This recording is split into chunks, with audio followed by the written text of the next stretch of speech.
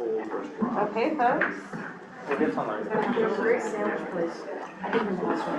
All right. Good evening, everyone. Let's get this started. What do we say? It's a little bit after 5:30.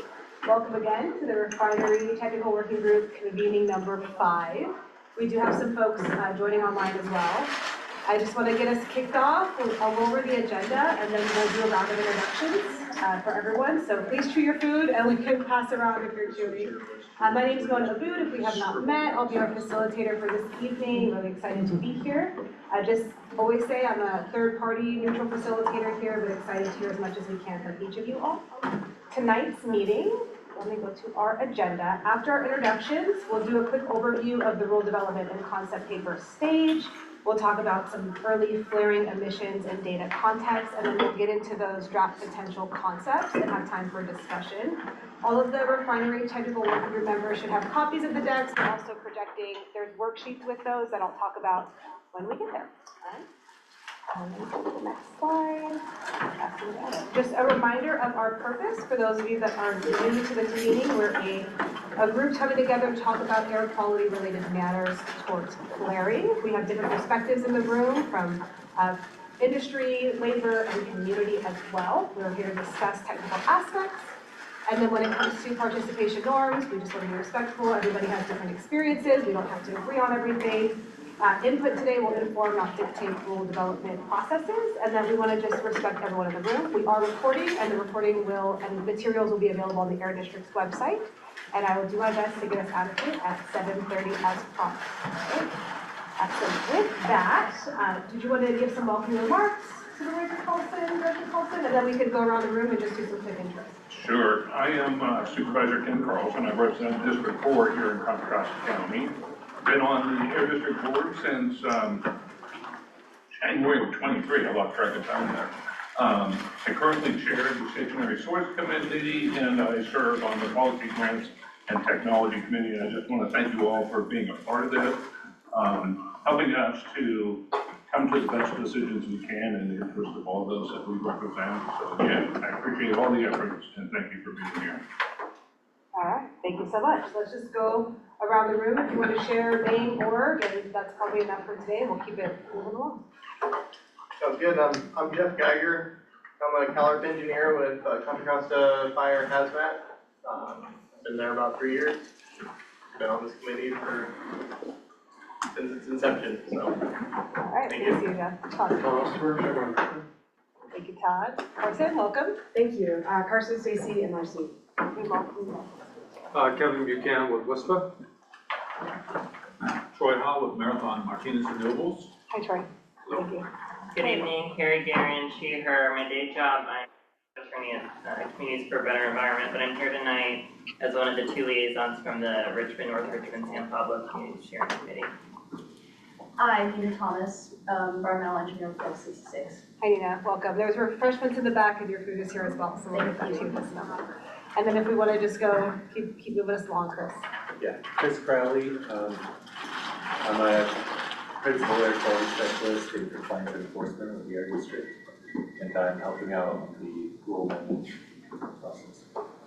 Also Chris Easter. I'm a senior air quality specialist in regulatory development. It's my first meeting with the RTWG, so excited to be here and looking forward to helping out. Hey everyone, I'm Katie Gong. I'm with the Air District in the Regulatory Development Division. Been on this working group since last year, since the inception. So previously Alex Sohn was the lead for this flare rule amendments project. Now I'm the lead. And then also just a reminder, this mic is a little sensitive to noise. I know we're eating right now, so just let's just be like a little mindful. But please eat, please eat. I just want to let everyone know. Thanks, Katie. Joe. Hey everyone, Gerald Brito, Wheels Division at the Air District, and we've been supporting the team looking at stuff like the FLIR data, as well as the liaison for the rules team to the North Richmond, San Pablo, the 615 community. Good to meet you. Thank you. Yeah, Brad Cole, I'm a manager in the Regulatory Development Division, managing the flaring efforts. Real quick housekeeping, keep eating. Bathrooms are behind me in this corner. We've got an exit here. There's also an exit over in this corner of the building, and a muster point, should we need one, would be by the gates. Hi, I'm Victor Douglas. I'm the Regulatory Director of the Air District. I'm Greg Mallon, I'm Deputy Executive Officer for Policy with the Air District. I'm John Joy. I'm a Contra Costa County Supervisor from the west part of the county, so I live in Richmond. So I've been on the Air District Board for 20 years now. I've been chair of stationary before. I'm currently vice chair of stationary. So I've worked on flaring issues for 20 years, and also as a community resident. I have smelled, heard, and seen flares, so I have experience as a resident as well. Look forward to working with you. All right, thank you. Chuck? Good evening, I'm Chuck Leonard, owner of Steamfitters, Local 342. Welcome, Chuck, good to see you. Thank you all so much again for being here. Let me keep moving us along in this deck. I just want to share a little bit of reflection on where we've been so far as a refinery technical working group. So just a reminder, the group was initiated back in June. That's where we all came together. I was not here for that meeting. Viet was here, he had facilitated. And we met one another and established some rules and norms. In August, we came back and talked about the charter, took some edits to that and finalized it. And we also had the group give input on Flaring 101. So if you remember back in August, what Flaring 101 was, the Air District does have an update. Staff presented the Flaring 101 materials that we vetted in this group back in August to USW Local 5, the Richmond, North Richmond, San Pablo Community Steering Committee, and the Refinery Community's bi-monthly meeting group in hopes to receive labor and community perspectives on the materials. Staff is happy for me to share that they've received extensive comments on that content and it's still in the works. So the format and methods of dissemination and rule development, regulatory development staff are working with the communications division to incorporate all of that input received, and we'll be reporting back to this group prior to finalizing the Flaring 101 content. We can also share with the greater RTWG membership as it progresses. So that Flaring 101 is still in progress. Additional input has come from stakeholders. And then also our next meeting that was in October, we talked about rules related to fence line monitoring. So following the issuance of the rule development concept paper back in February, the Air District reviewed comments, its comments that were received, and have been working on the development of draft rule language for 1217, and with the accompanying preliminary staff support report. The Air District anticipates releasing that draft rule paper for the fence line monitoring rule updates later this quarter, and we'll also hold public workshops and additional stakeholder meetings. So some updates on those two processes that you gave input to. The last time we met back in February, you were introduced to the potential rule amendment concepts, and we're going to continue that discussion today. Do you want to say hello and introduce yourself since you've been handing out food? Yeah, good job. I didn't bring you your food, Chuck, I'll right? get it. It's No, okay. I'm gonna bring it to you, Chuck. I'm Lisa, I'm the principal with Interethica. It's a pleasure to meet everybody that I haven't met before. And then maybe could we go to the online folks? We want to do that. Yes, Jeff and Viet, are you able to unmute Jeffrey? Thank you for the reminder. To say hello.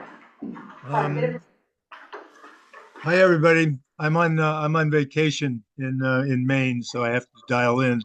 Sorry about that. I'm on the AB 617 steering committee for Richmond, North Richmond, San Pablo. Have been for 5 years, and I am very interested to see if we can how much progress we can make with flaring. We've been talking about it for a while, and I'm glad we're getting down to work. Wonderful. Thanks for joining us while in Maine, Jeff. I hope it's not too late for you over there. Viet, are you able to unmute? Yes. Hi, everybody. Viet Tran, Deputy Executive Officer, Public Affairs. Apologies for not being on camera. I'm in transit, but I will get on camera shortly. But as stated earlier, I was proud to be your first facilitator last year. So thank you. All right, thank you. Okay, and now we're going to move into talking a little bit about the rule development process. So I'll pass it to Katie to share a few slides there. Okay. Yeah, so first we'll provide a brief overview of the rule development process. I think something happened with the screen. Okay. You can keep going. And so provide impetus for this rule development effort and discuss where we are in the rule development process for the flare rule amendments. So the Air District flare rules 1211 and 1212 were adopted in 2003 and 2005 respectively. The only amendments to these rules were adopted in 2021 to amend the definition of refinery from petroleum refineries due to two refineries changing from petroleum to alternative feedstocks. So for the past 20 years, while implementing the flare rules, we've identified program improvements and opportunities to amend the rules. And also since the flare rules were adopted, federal regulations have been established for flares at petroleum refineries and other air districts such as South Coast, the South Coast Air Quality Management District, have amended their rules for flares. So there is an opportunity to incorporate similar requirements that are in these other regulations. Just rip it off. I was trying to do it slow and quiet, and then. Continuing with impetus, the Air District has also made commitments in the Air District Strategic Plan, specifically Strategy 1.3, Minimize Flaring, and the Richmond, North Richmond, San Pablo Assembly Bill 617 Community Emissions Reduction Plan. Some common themes in these commitments include transparency, community health impacts, and feasibility. Next slide. All right. Next, we'll discuss where we are in the rule development effort. And I know there's a lot of stuff on the slide, but we'll go through it. And there's also the deck in front of you. So first here is the Air District's typical rule development process. The timelines and the steps can be different from rule to rule, but we'll go through this general process. So starting on the left, an air quality issue is identified. A technical assessment follows. Staff engages with stakeholders. There is a draft proposal and public workshops. Then there is a proposal which includes the socioeconomic analysis and the environmental analysis. And finally, we have an adoption hearing at a board of directors meeting. So for the flare rule amendments, the air quality issue has been documented in the strategic plan and the community emissions reduction plan for Richmond, North Richmond, San Pablo, as we just discussed. And now we are at the steps in dark green and light blue there. And we have been having stakeholder meetings, for example, here at the Refinery Technical Working Group. And the next step is publishing the concept paper. Now we'll go back to Mona. All right, so as Katie mentioned, in this process, there's been a handful of stakeholder meetings held, both here and in other spaces. So I want to give a quick, very high-level summary of some of the input we've heard so far and the sort of core questions that are coming from that input. So what we've heard from stakeholders pretty loud and clear across Refinery Technical Working meetings is clearer definitions, better data, and more consistent reporting, and a rule process that is transparent, technically grounded, and enforceable. If we look at things from maybe some of the perspectives we have in the room, from the community perspective, there's a desire and need for faster, clearer information during and after flaring events, really with more transparency about things like health impacts, event severity, and what communities should do. Rule development efforts are targeting health benefits, rule enforceability, and stringency. From industry, we're hearing that flares are safety systems, loud and clear, that new requirements should align with existing regulations, reflect site-specific operations, and avoid conflicts or burdens that do not improve outcomes. And then from the labor perspective, we've also heard that worker safety and operational feasibility need to remain central. Rules should avoid unintended consequences that could delay necessary safety actions. And so the key ideas that have come out of a lot of the input, and again, this is a high-level summary that we want to think about as we are moving forward with potential draft concepts, is that input to date really support stronger transparency and accountability from every perspective, and stakeholders have raised really important questions about how requirements should be designed, implemented, and enforced. So on the note of transparency, how can flaring information be shared more clearly and quickly without creating confusion and with existing warning systems? On data reporting, how can monitoring, causal reports, and emissions data be made more consistent, useful, and accessible? Definitions have been brought up a bit. So how should emergency, non-emergency planned, and unplanned flaring be defined so requirements are clear and enforceable? And on the emissions reductions and feasibility components, how should limits, mitigation measures, and audits be evaluated while accounting for safety, technical feasibility, and site-specific conditions? So there's been a lot there. Quickly, Kevin, I want to make sure we have enough time for discussion on concepts. So under emission reduction and feasibility, one of the things we talked about at the last Refinery Technical Working Group meeting was if we had another discussion, what would we talk about? We did talk about the draft flare concepts, and I asked if the district had done an emission inventory of the flare emissions because you've got 20 years of flare emission report. So I don't see that there. I'm hoping maybe we'll see that as we go along, but I just want to flag There that. is some data that Katie will share in just a bit. Again, high level, this is not all your comments, but they're definitely noted. In relation to the flare emission context data, this is preliminary, and I think that as we get into the discussion about rule concepts, if there's specific investigations you'd like the Air District to look at, or different types of data to review, please note that as it relates to the concepts, but I will hand it over to you, Katie, to talk through some of the data that's there. Thank you, Kevin. Sounds good. We're on slide 14. Okay. Slide are we on? 14. So I guess you can go to 15. Okay.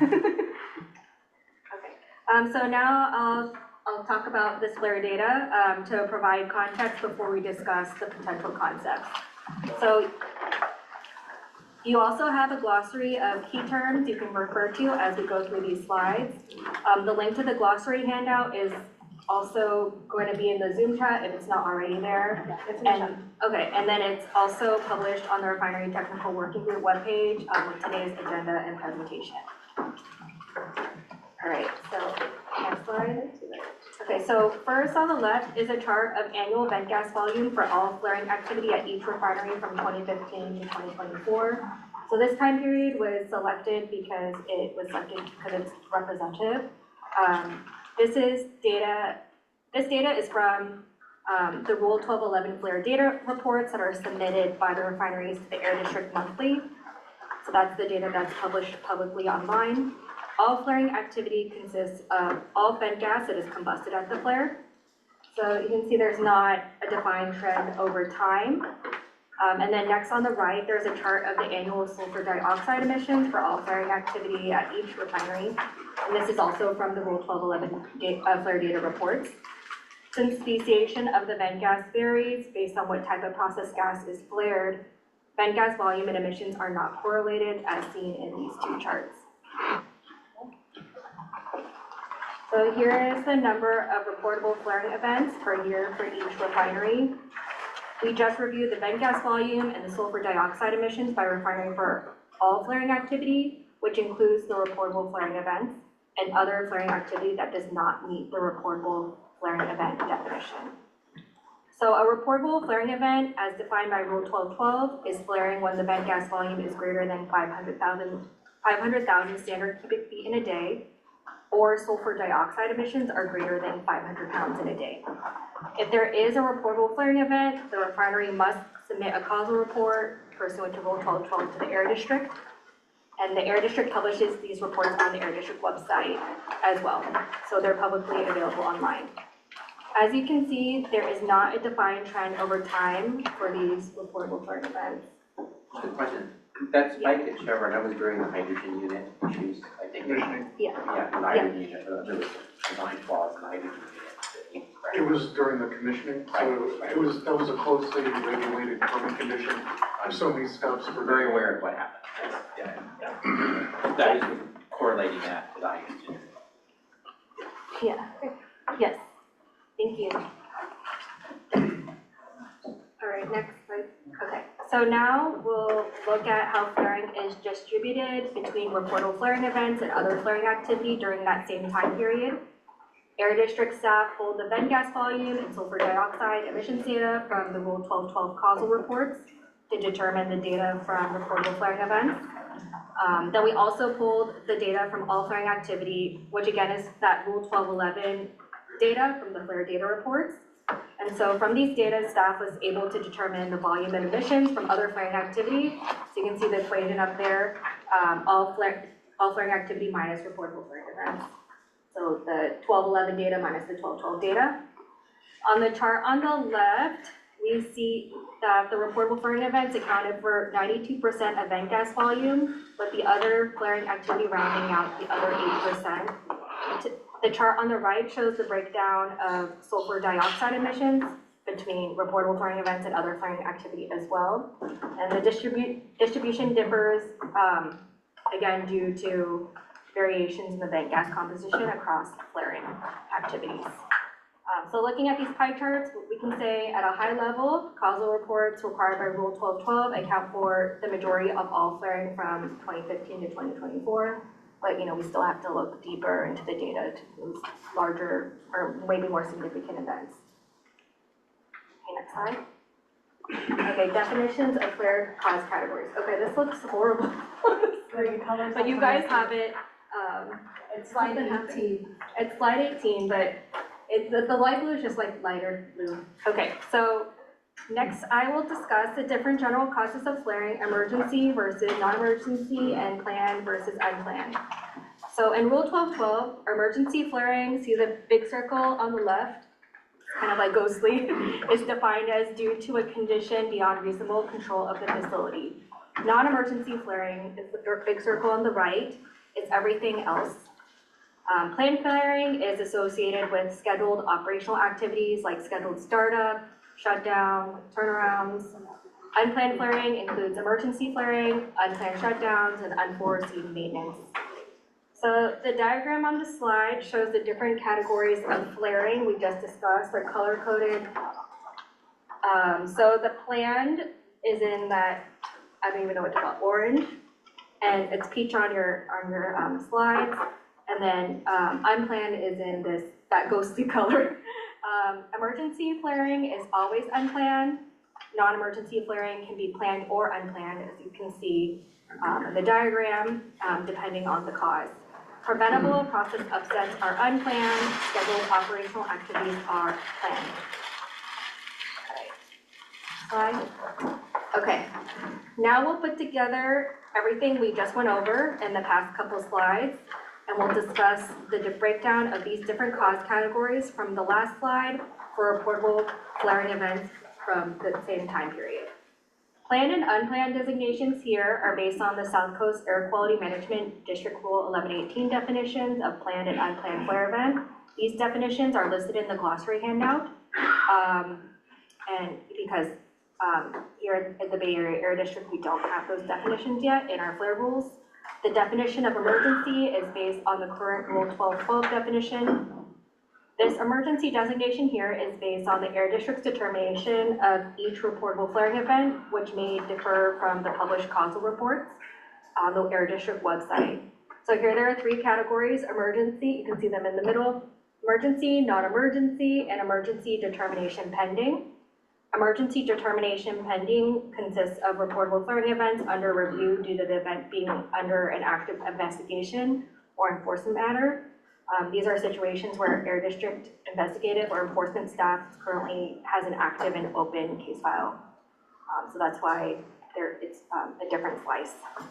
So let's focus on the chart on the left. You can see that emergency flaring accounted for 3% of vent gas volume, and adding up the blue slices, 74% was deemed to be non-emergency, meaning 74% of vent gas volume was determined to be due to causes that were within reasonable control of the facility. On the sulfur dioxide emissions chart on the right, you can see the breakdown here is different due to speciation. Again, one thing to note is that adding up the blue slices, again, 66% of sulfur dioxide emissions were from non-emergency flaring. Now I'll pass it back to Mona. Okay, we'll leave this up. Looks like not gonna do this. We're gonna leave this up because it's a lot of data to digest. Lisa's gonna hand out some worksheets that will help work us through the role concepts. So as Katie presents the concepts, which is coming next, these potential concepts are organized around two goals, if you remember from last time. Katie will share key points of the potential concept. The slides are organized around key points, potential impacts, and then the context. Some of the concepts have changed since we've last met and some have not. So within goal 1, those that have not changed, Katie will just note it and move on, but wanted to keep everything into one complete deck. The ones that have changed both in goal 1 and goal 2, those changes are noted in bold, so you'll see that on the screen when we get there.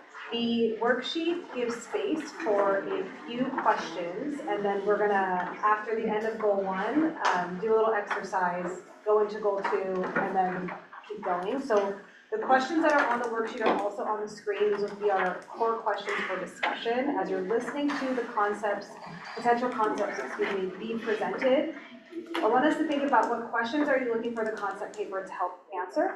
What information will help you better understand how this concept could be further developed?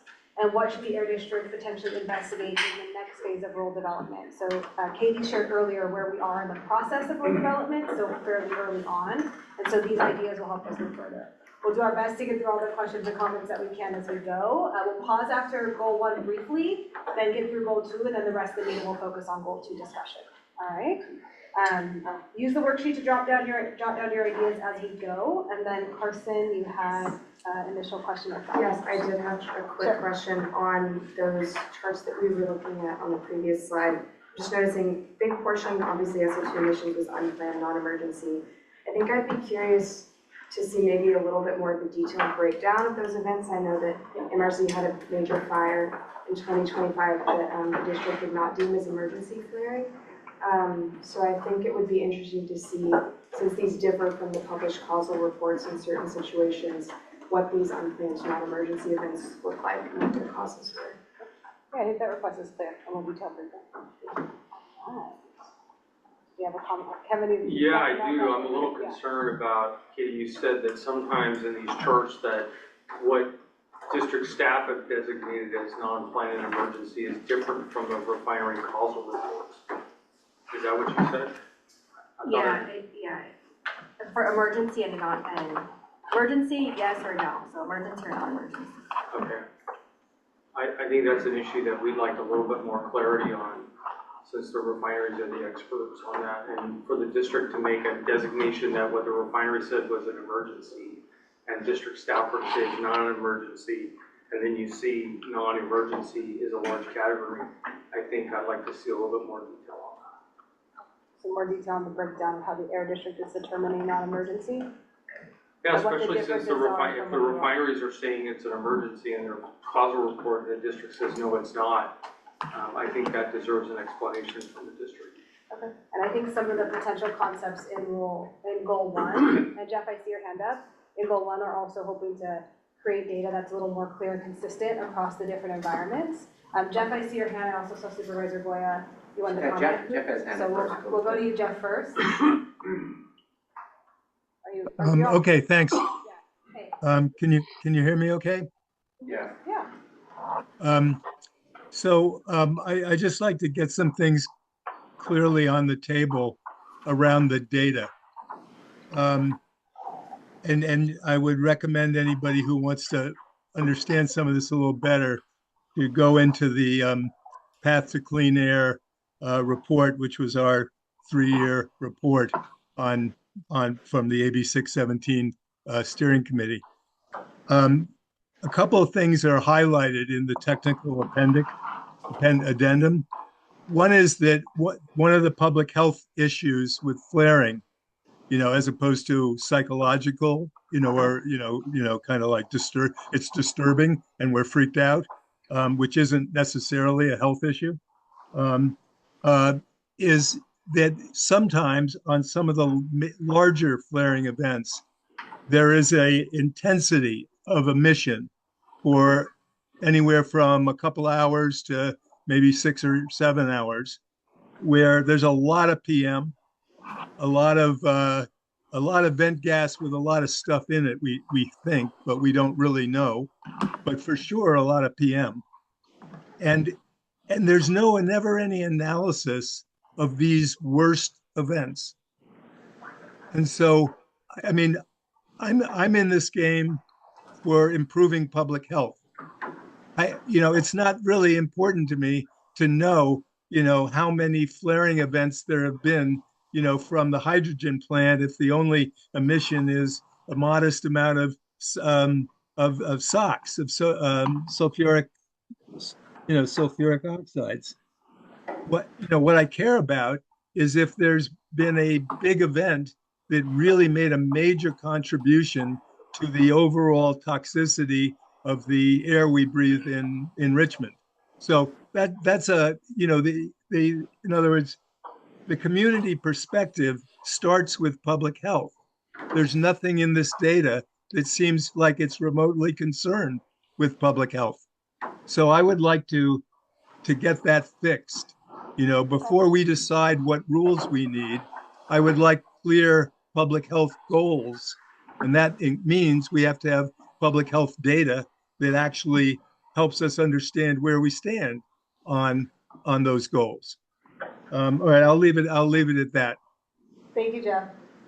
Before I was gonna make a comment I originally was gonna make, I do want to just add something to something Jeff said, because I think it's relevant as someone who lives through flaring in Richmond and also on the Air District Board tries to regulate it, is there is an impact to residents on major flaring events that occur where sometimes you can't distinguish to the public eye whether that's fire or flare. I just want to be really real here, right? There's a lot, I mean, and but not all flaring events are, are created equal. Some are very minor, community's not really concerned about those, but then the ones that are visible that go on a long time, and some that even look like fires. So I think that stated goal of reducing that, which I know is goal 2, is really at the heart of what we're trying to get at.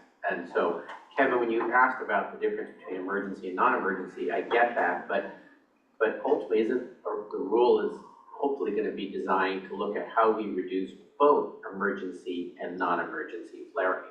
So I'm just trying to understand, we want to know the distinction between emergency and non-emergency because there's different factors going on here, but even emergency flares ultimately have an underlying root cause that led to the flaring that we want to prevent. So you want to get to the root cause not happening again so you don't have to flare. So I'm just wondering, with that data, we can get wrapped up in lots and lots of data and never get to sort of the issue of how we're going to reduce both emergency and non-emergency flaring. Well, I know through the county PSM program, the whole flare reduction program, and also the flare monitoring rules have dramatically decreased flaring significantly. And you've been here long enough, you'd have to admit that. I think since the first flare rule went into effect when Mark Desaulniers was on the board, which he was on, that flaring has gone down in the region, but there have been spikes up and down depending on the facilities. I guess from our standpoint is because the Air District is an air quality agency, we would like to know if their objective is to reduce emissions from flares, we'd like to know what the inventory is and what they think, how that will get reduced as they go forward. And it was one of the things we asked about in the last technical working group meeting, and I'm hoping that that becomes an action item for staff to show us the calculations of really what those emissions look like, especially separating them out. But are you trying to get to that to justify not reducing flaring? I'm just trying to understand I'm just saying the motivation is sort of, because is your goal to say, we don't want to, the inventory is not enough, so we don't want to reduce flaring? I didn't say that. Okay. I think it's part of the whole entire process of air districts in the business of air quality. Right. And so if that's if that's not going to be part of the analysis, or it obviously is.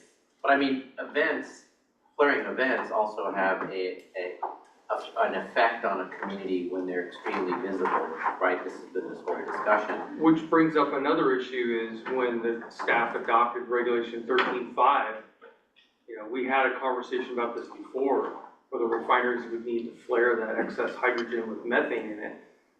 One of the things we looked forward to in this effort was to reconcile that, because flaring, by doing that in the current flare rules, is not allowed.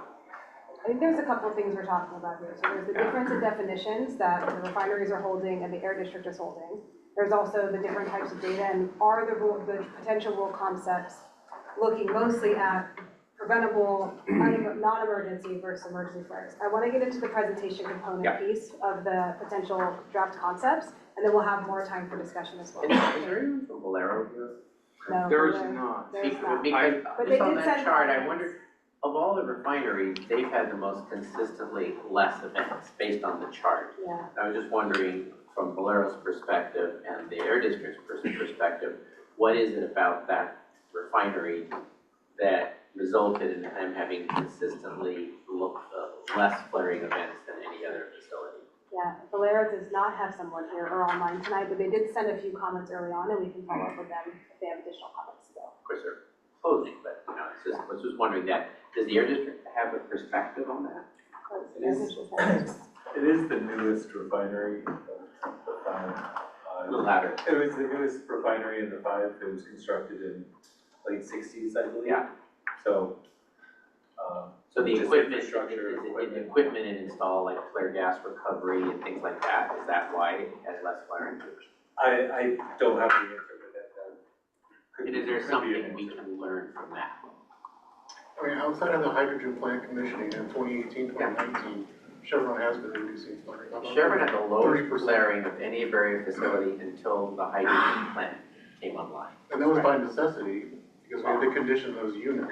Well, there were some issues, but we won't go into that. Yeah, gentlemen, I want to make sure we have time to get through the concepts, so everybody has the same information to have discussion later. I'm sorry to keep us going. I said earlier, I may have to cut some folks off, but doing it out of the goodness of all of our time, so. I'm just trying to learn like the polarity. Absolutely, absolutely. I'm gonna pass it to you, Katie, to talk about goal one, we'll take a pause after goal one, and then get through goal two. Okay? Thank you, thanks for the discussion and the comments. Yeah, so we'll go through first goal one, and then we'll go through goal two, when we go through these. But for an overview, we have 9 potential concepts that are categorized under 2 goals. One of the goals is to improve the flare minimization plan update process and the reporting and monitoring requirements. And the other goal is to reduce flaring emissions and frequency, which we've been talking about. That targets strategy 1.3, minimize flaring, in the Air District strategic plan. The Air District is designing requirements that deter flaring and result in quantifiable and meaningful emissions reductions from flares, especially from flaring that is preventable, so non-emergency flaring.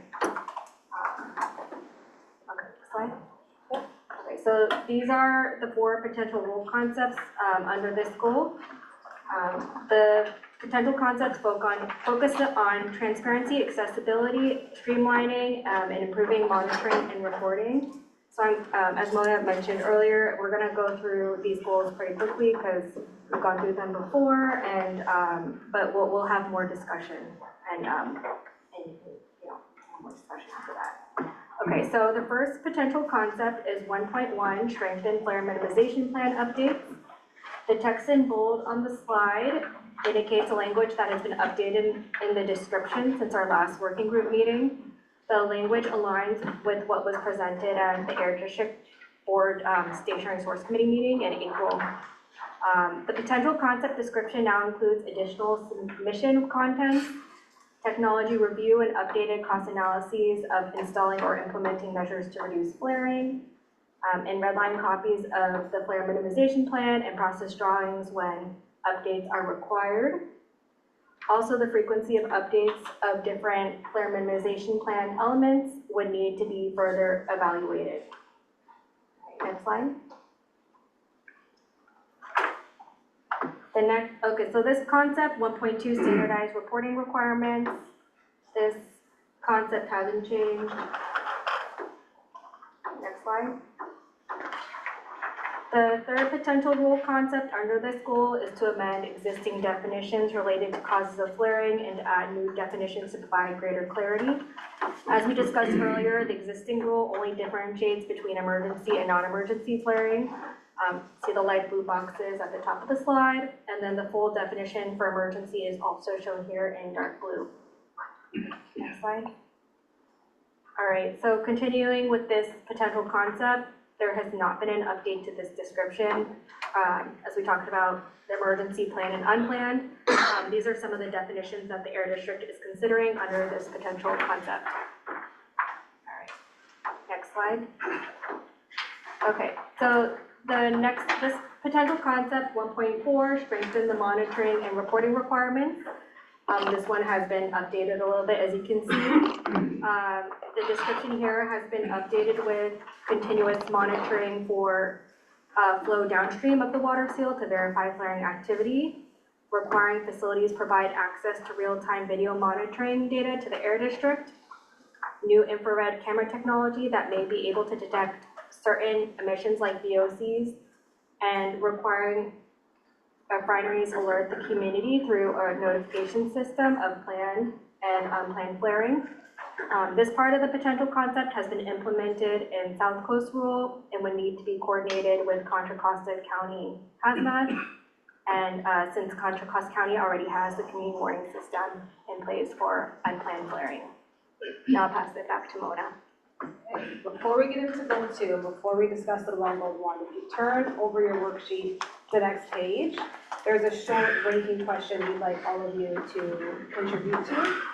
And Jeff online, Mr. Jeff, I sent you a digital version earlier, so if you can use that and we'll share. So the question is to rank these potential concepts just within goal 1 on how well you think they would improve transparency and accessibility, because that's really the goal for goal 1. You can just draw a line between each of the concepts, starting with the one you think improves accessibility and accountability most. So I'll give you a second to do that. On the front side of that worksheet is where you can drop down additional notes, and then we'll have some time for discussion here. Pause there and then go into goal 2. Jeff, I think Kevin wants to ask something. Did you find it? Is that this page? Yes. With the circles? Yes. You just connect the dots, or you can write it over. Try to make it easy and smooth for you. Just that second page.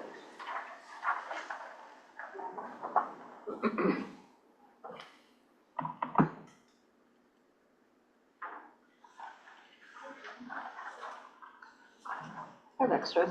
I do have extras. I have extras. Did somebody like one? Everybody has one?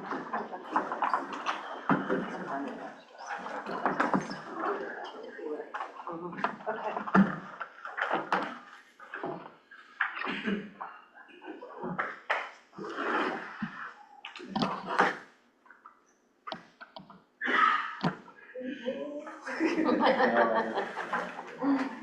Okay.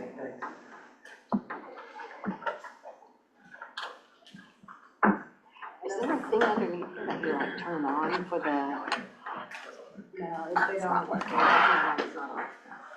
I think some folks are still working through it and some are done. Carrie, did you finish your rank? Do you want to share a little bit about where you ranked these for, and then any other thoughts or questions you have for goal 1?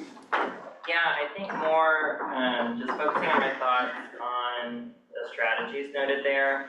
The community steering committee would be in support of 1.1, 1.2, 1.3, and 1.4 based on actions 2.2, 2.3, and 2.6 in the fuel refining section of the SERP, of course, which has been adopted by the Air District.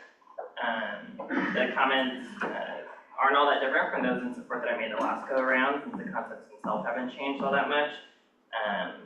But I do think that it is interesting to see with reference to 1.3 and going back to slide, what was that? Forgive me for not having a slide here, but descriptions of emergency versus non-emergency and the emissions that result from it. And this concept of a safety device, I think is all very important concept for us, so thank you. Of course. Chuck, were you able, did you finish your ranking? Do you want to share a little bit of? Okay, it was just the second page we're asking most of them on now. We'll get to goal 2 next. Jeff, I'll invite you in from online if there's anything you want to share here before we bring it back in the room. Jeff Kilbreth, any thoughts?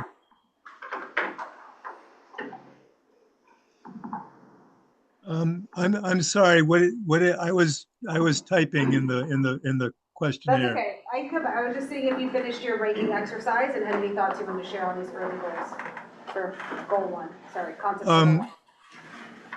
You mean which of these 4 things is most important to me? Yes.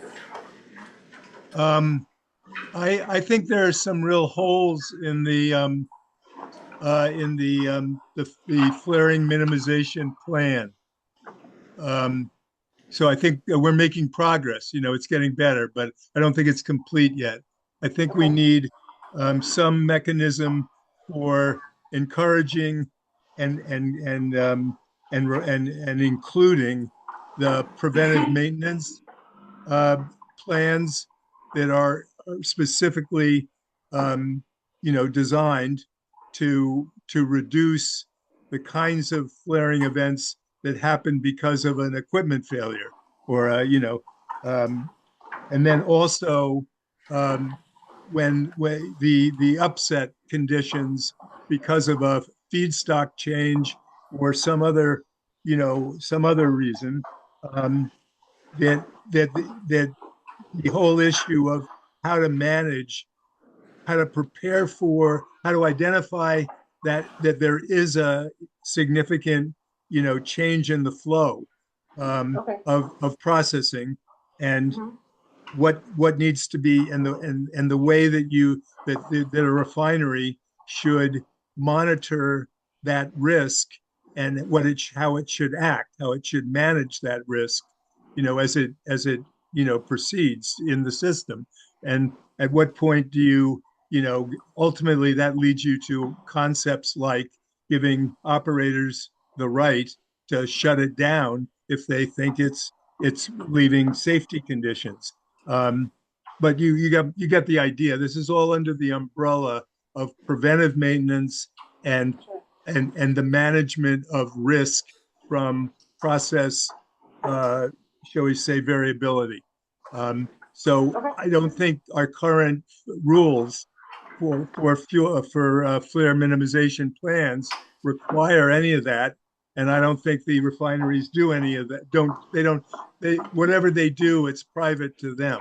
It's not public, and that's wrong. Okay, thank you, Jeff. In the room, Troy, Nina, thought I saw some hands go up. Yeah, so I think standardizing reporting requirements could definitely help with the accessibility and transparency of the data. So I have that as number one. Definitions, if the definitions are done in a way that people can use them and understand them, and we have alignment, that would be my number two.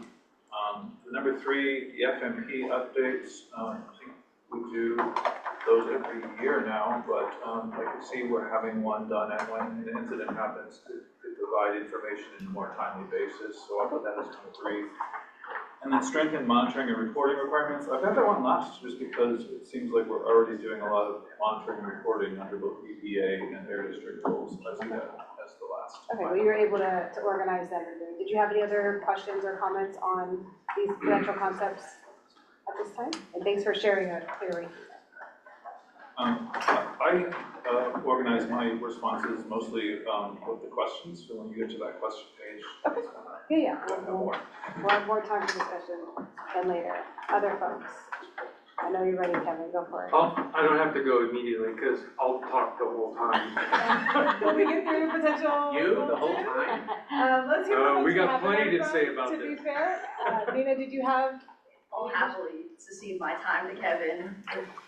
So I think, kind of along with Troy, I think standardizing reporting requirements would be good. And then expanding the definitions, we kind of talked a little bit about that already a little bit. The thing that crossed my mind was strengthen flare minimization plan updates. I'd like to see what is deficient with them now. I'd like to have that explained. Strengthen monitoring and reporting requirements. The refineries now currently have cameras pointed at all their flares, recording 24/7. And so I thought about that and I go, well, what does staff think is deficient that requires strengthening and monitoring? Because that was one of the things we brought up last time was you've had the flare rule in place, the monitoring rule in place for 20 years. What have you learned and what needs to be changed? And the answer was silence. So we'd like staff to demonstrate kind of what is missing that they feel is necessary for us to move forward with this.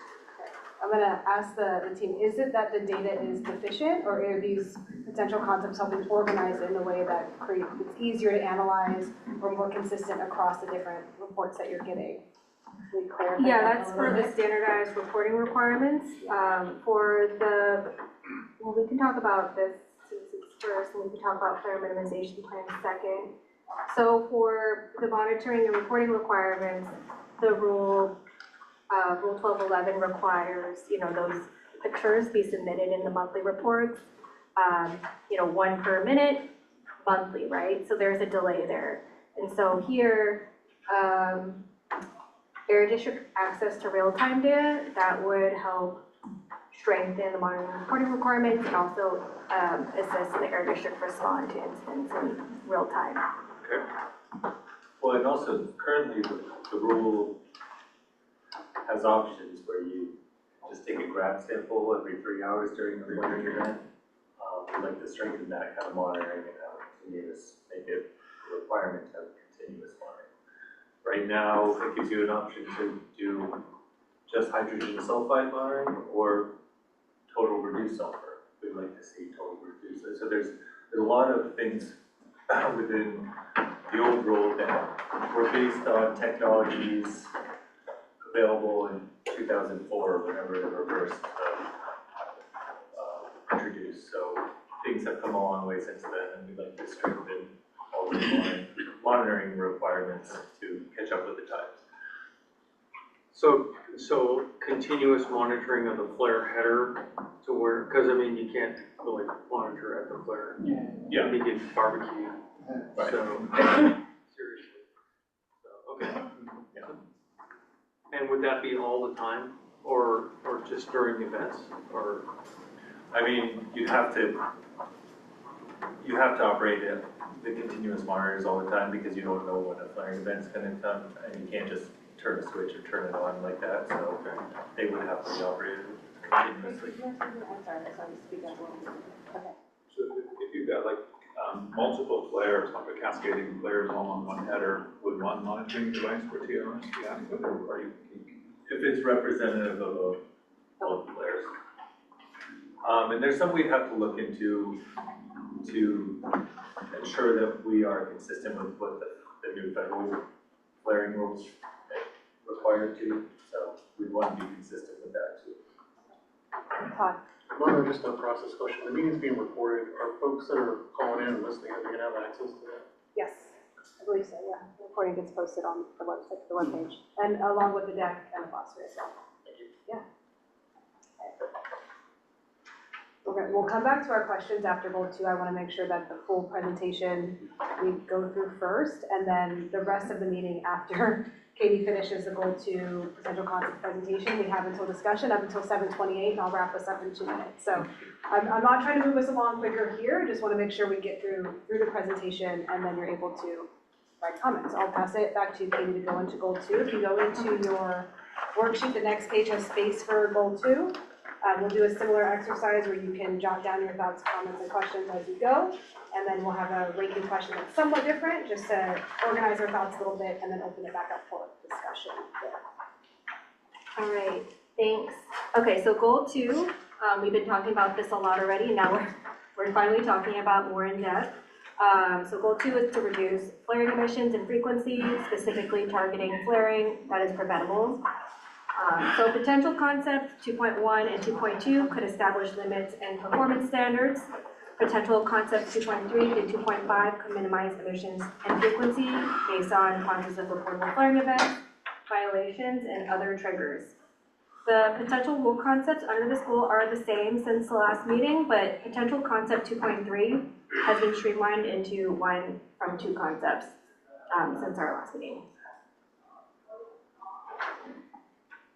Okay, so potential concept 2.1 would incorporate key requirements from the US EPA refinery sector rule. These requirements are designed to require efficient combustion at the flare when flaring occurs. As part of these amendments, the Air District is also considering requiring facilities to report these key operating parameters and monthly flare data reports and causal reports. The refineries that were converted to process alternative feedstocks are not subject to the refinery sector rule, which only applies to petroleum refineries. So the primary anticipated benefit of this concept is to ensure these requirements are applicable to all Bay Area refineries. And then another anticipated benefit is improved enforceability of these flare operational requirements, making these key operating data more transparent and readily available would enhance the Air District's ability to assess compliance and would improve public access to information regarding the flare performance. Okay, so context. South Coast has added these requirements to their Rule 1118. So the refinery sector rule requirements they have include net heating value of the combustion zone, the flare tip velocity, and the visible emissions requirement, which is similar to the requirement in Air District Rule 6.1, but has a different excursion threshold. All right, next. Okay, so potential concept 2.2. So this one is establish new annual flare limits. The annual limits under consideration here are a sulfur dioxide limit for non-hydrogen flares, a NOx limit for hydrogen flares, and a vent gas volume limit. The Air District is also considering declining annual limits over time. And further evaluation would be needed to determine how these limits would apply to emissions from both emergency and non-emergency flaring. The benefit of this potential concept would be a reduction in flaring and gas volume and emissions, and a corresponding decrease in frequency and severity of flaring events over time. So what does South Coast have? South Coast has these performance targets for sulfur dioxide and NOx emissions based on each facility's processing capacity. For sulfur dioxide, they have a definition of general service flare. NOx, that applies to hydrogen, clean service hydrogen flares. So these are designed as declining targets over a period of time, which is something that we're considering here. For example, the sulfur dioxide performance target for general service flares was established to be 0.5 tons per million barrels of processing capacity for 2024 to 2025, and that will decline to 0.25 tons per million barrels beginning in 2029. So declining limit from 0.5 to 0.25. The South Coast rule includes all flaring in the emission calculations against the performance target, meaning emergency flaring is included. For this rule development effort at the Bay Area Air District, we'll need to further analyze the inclusion of this or the applicability of this. Question, so this concept leaves it up, sets the limit and then leaves it to the facility to determine how to, and make whatever investments or changes operationally to meet that limit. Yeah, designed to deter flaring, and how do the refineries adjust, right? Would flare gas recovery systems be one way to reach that lower limit?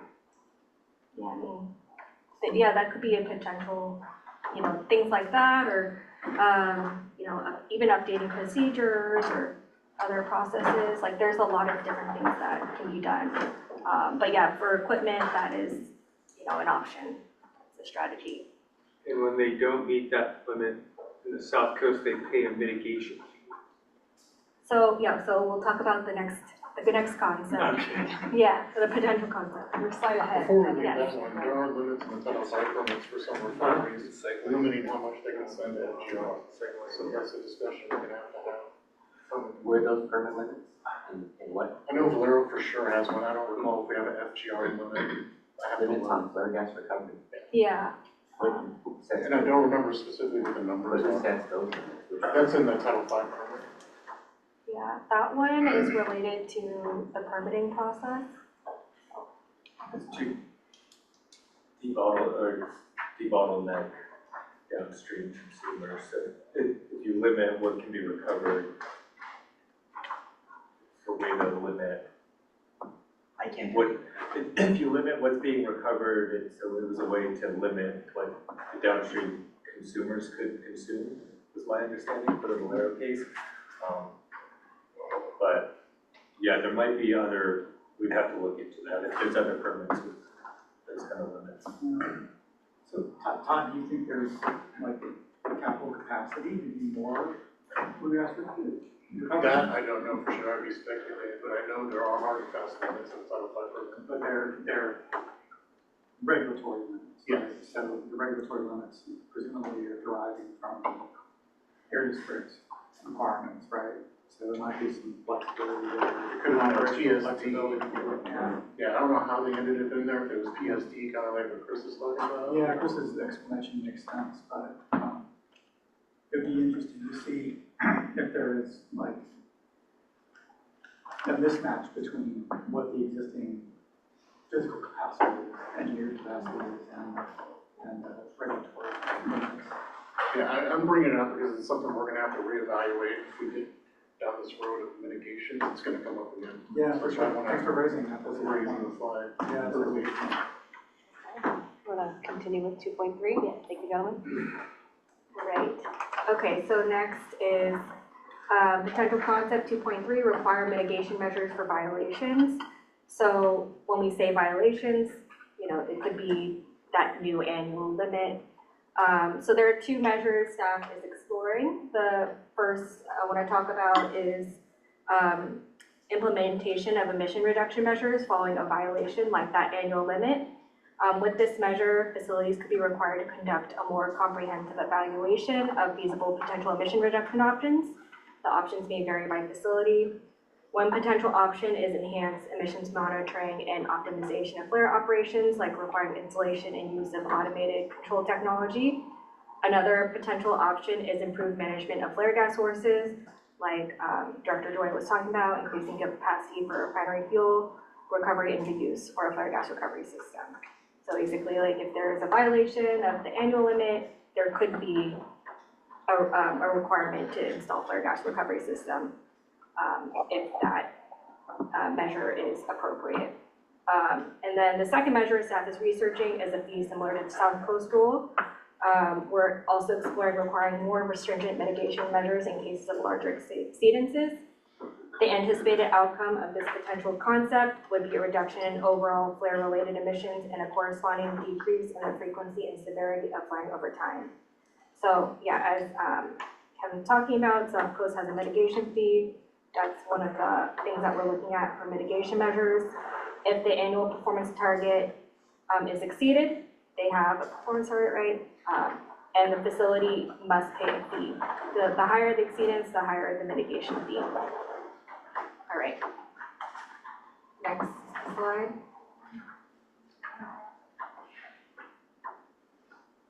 So the next potential concept, 2.4, would require submittal of causal reports based on additional triggers. Rule 1212 currently requires refineries to submit causal reports for reportable flaring events based on daily event gas volume and sulfur dioxide emissions. So kind of we're talking, we looked at that data earlier. The intent of this potential concept is to identify underlying causes of flaring that may require causal analysis to prevent similar events in the future.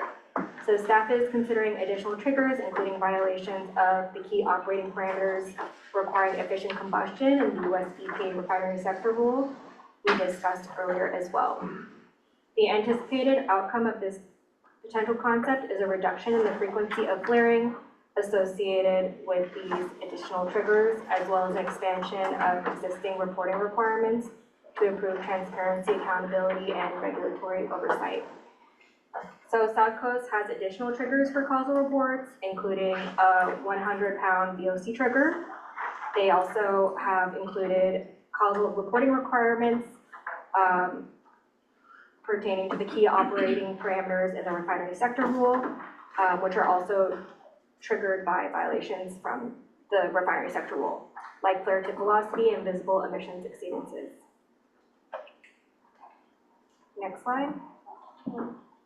Okay, so this final potential concept is 2.5, requiring third-party audits for facilities to verify flaring compliance. Under this concept, facilities would be required to retain independent auditors to verify compliance with applicable operational and regulatory requirements related to flaring. We are currently considering potential triggers for when these audits would be required, and recognize that such audits would require appropriate oversight to ensure they are conducted in a manner that meets Air District standards.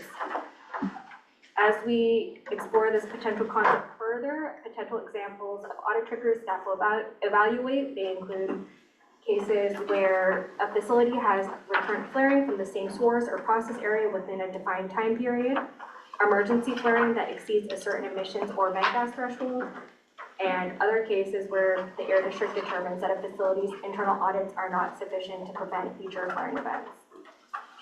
The anticipated outcomes of this potential concept include reduced emissions and a decrease in the frequency of flaring. Auditors would review facilities' flare compliance programs, including verifying compliance with rule requirements and their flare minimization plan. Third-party audits have been routinely required under US EPA consent decrees as a tool to help ensure compliance. It is common for refinery consent decrees to require third-party audits at a certain frequency, for example, every couple of years, for programs like B1, the B1 benzene waste regulation, and LDAR, the equipment leak regulations. Next slide. All right, so how would these goal 2 potential concepts, how could they potentially work together, right? Potential concepts 2.1 and 2.2 could establish limits and performance standards. These limits and performance standards alone could deter flaring and minimize emissions, as we discussed. And in addition, potential concepts 2.3 through 2.5, mitigation measures for violations, submittal of causal reports based on additional triggers, and third-party audits for facilities. These could require measures to minimize emissions in frequency based on causes of reportable flaring events, violations, and other triggers like in potential concepts 2.1 and 2.2. Also, amending definitions could also lead to changes that minimize preventable emissions in frequency. All right, now I'll pass it back to Mona. Thank you, Katie. That is all of the presentation. So on your last page of your worksheet, there is another ranking question, really looking at ranking the potential concepts within Goal 2, organized around how well you think each one would actually help minimize preventable flaring events. So you're just going to take these and similarly draw a line. We'll pause there, and then we'll get into discussion for the next 50-ish minutes. Lots of time. The last page of your worksheet here.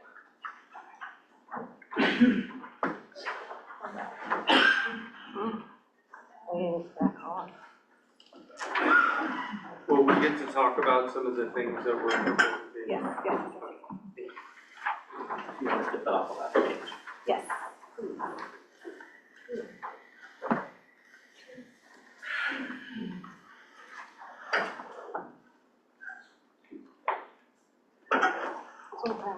Move away. Oh no.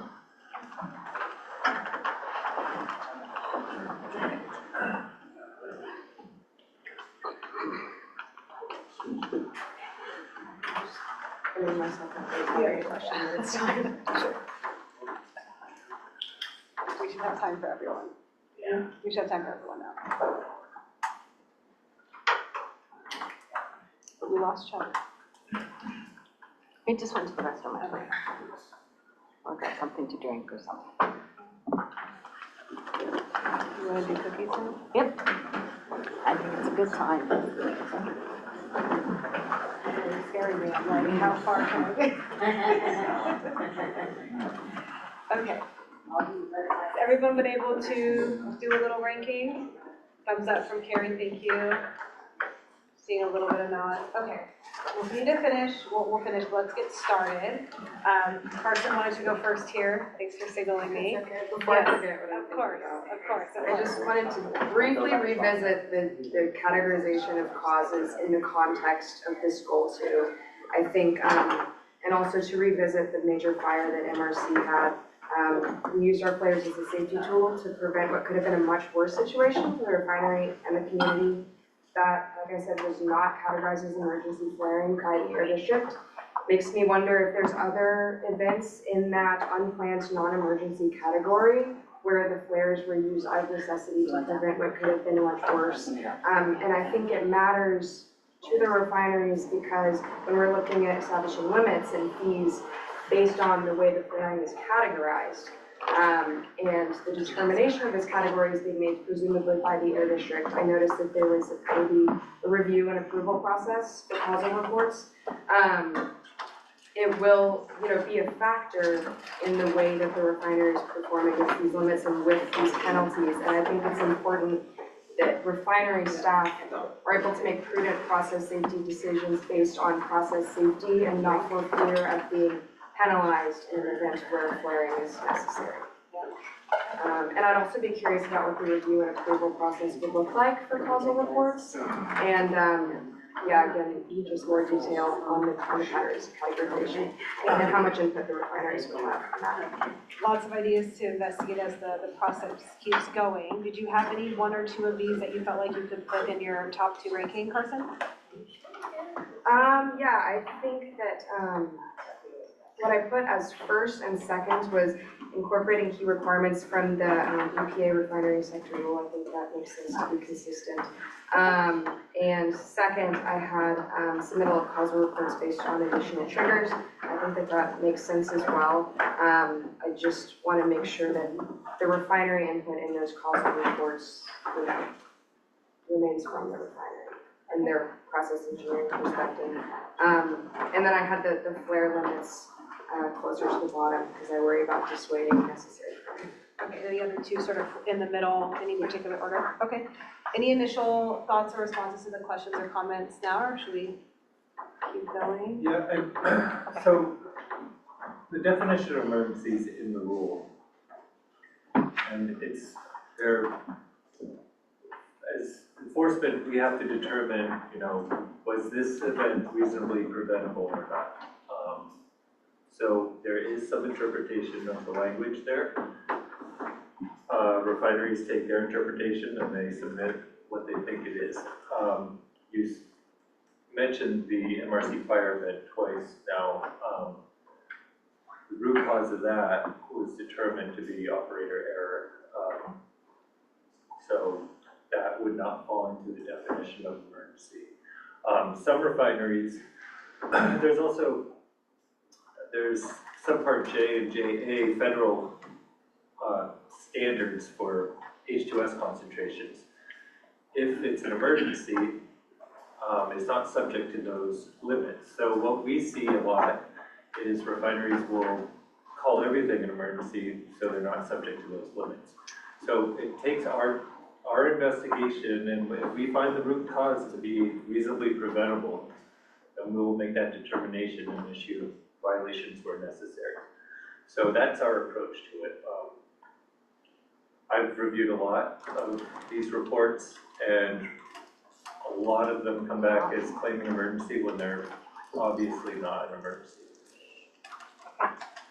Yeah, and the other thing, you're talking about process safety. Process safety is definitely important, but there's different definitions of emergency, right? Like Contra Costa Health has a different definition of emergency, probably. It's probably different from Rule 1212, the definition of emergency. So here we're talking about the Rule 1212 definition of emergency. Which is a definition you guys created. So the concern I have is, kind of back to your example, Chris, if something happens and the process safety management program through the county involves what's called human factors, it's human, sometimes things happen. If something happens because of human error over here, and then that creates a condition where they have to go to flare in order to not have catastrophic consequences, and the district says, well, you could have prevented that human error, which resulted in you going to the flare, so therefore we're not going to call going to your flare an emergency. See, that's where I'm really, really concerned about the district setting limits, especially when it says an application of a limit for emergency flaring. This is incredibly dangerous for an air quality agency to be setting criteria for when somebody who's in the field, like Chuck's people, and they have to decide whether they go to a flare or not because they could get a fine for doing so, and we don't want operators to be placed in that position. So I think part of what we're struggling with is when the district has a different interpretation about safety than the refinery does. And I understand what you're saying, people, they say, oh, it was an emergency because my girlfriend called me or something like that. I mean, that would be silly. But when a refinery takes safety so incredibly important to them, that the district is now setting a standard where they have to maybe make that decision in a critical moment where things are getting really chaotic, I think that's incredibly dangerous. Kevin, I need to ask you something. The whole, whatever the cause of the flare was, for the flare, whether it's emergency or non-emergency, isn't it the principle that the operator, if safety is at stake, they flare and shouldn't be thinking about what a penalty or fine is in making a decision about safety? Because what you said implies, gee, I'm going to put the safety of the refinery at risk and not flare because the fine is going to be higher if I flare now. But I thought everything in the but I thought everything, and I've gone to many of the refinery trainings that were held at the old Shell Clubhouse, and what's always said among the facilities is that our decisions are made on safety alone and nothing else. But your question seem to sort of imply that the decision of whether to make a decision on safety depended upon whether it would be classified emergency or non-emergency and the consequences of that, including fines and penalties, which goes against the underlying philosophy of making a decision based on safety. See my point? I do see your point. I just think people are. Should it not make a difference? The whole point is everyone says that Chuck's workers and others, the operators, not just his workers or the contractors, but that they make decisions purely on safety and pride themselves on that. And it shouldn't make a difference whether or not you're going to get fined or penalized or whatever the consequences are. Sorry, I'm gonna just ask you a question, Kevin. What is it that you'd like to see as, you know, we're still in this early phases of the role development process. What is it in the draft concept paper, in the investigation and the analysis that goes there that's going to give you the data you need to see to make this determination between the air district sees this as an emergency flare, it is an emergency flare agreeable by the refineries, and have the space to do the emergency flaring? I think that's a tough one, because if it becomes a position of opinion between the refinery and Chris when he's evaluating the flare calls report. So you're also setting, the other thing that's kind of interesting about this is, John, you had mentioned that you're concerned about the public seeing flares and the emotional impact of that, but then it's being tied to how much your emissions are from your flares, when your flares, the majority of the large emissions from this graph are based on when you have a real emergency. You know, and then it becomes, well, is it an emergency by the district's definition or not? And then we have a difference of opinion. I was just saying that, well, you're right that your district's about limiting emissions. That's the heart of the rule. But I'm saying one of the other impacts of flaring that ask any member of the public is not just the emissions, but the psychological trauma and impact of what looks like a fire. Because, you know, some flaring issues have been pretty significant. I'm not talking about a minor flaring incident now, lots of those. I'm talking about the ones that look like a fire and the people who live nearby wondering if they need to shelter in place. That's a cost to the community. And one of the things that we talked about at the previous Refinery Technical Working Group meeting was they called Flaring 101. We provided some comments to that.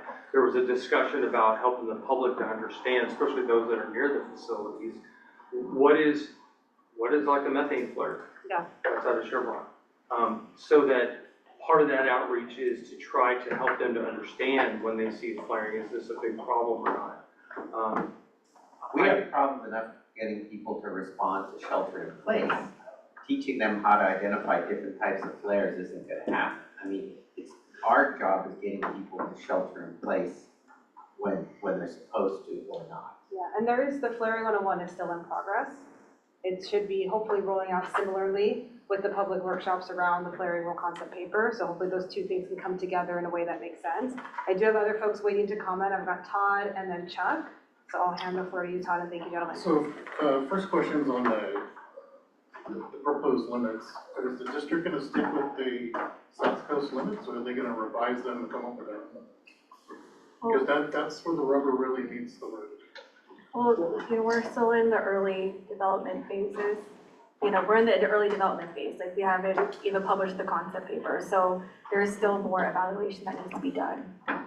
Todd, from your perspective, is it being very similar or close to make the most sense from where you are now? And Victor, I think you were going to say something here as well. Maybe I heard someone speak up over here, so I want to make sure. Okay, just basically stated. And then we, you know, early phase, we knew we were going to get input, not only from this group, but the broader stakeholders who are interested in this subject.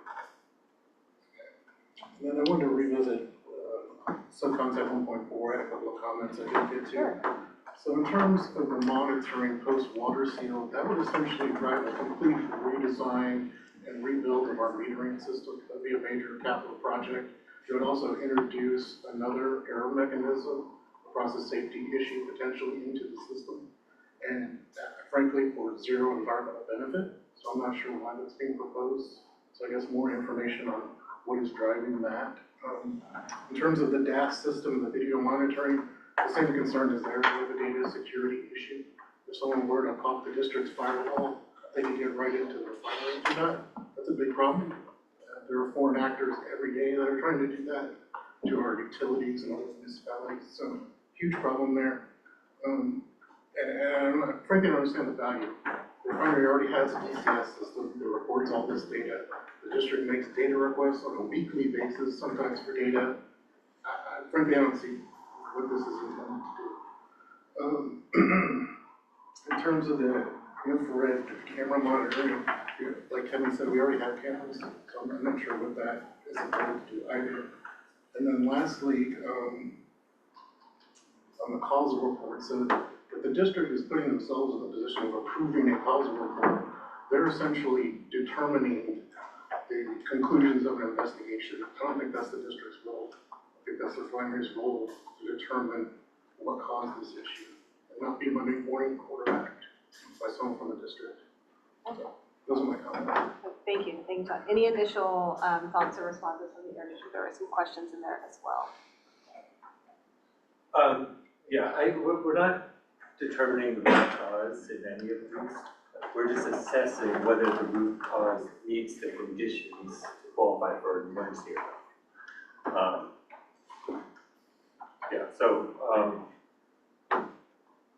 forget, what was your second point you brought up? About the causal report? No, in your list. So that was about the DAS system. I wasn't sure, given that a refinery already has a DCS, distributed control system, what would a DAS add that the DCS doesn't do?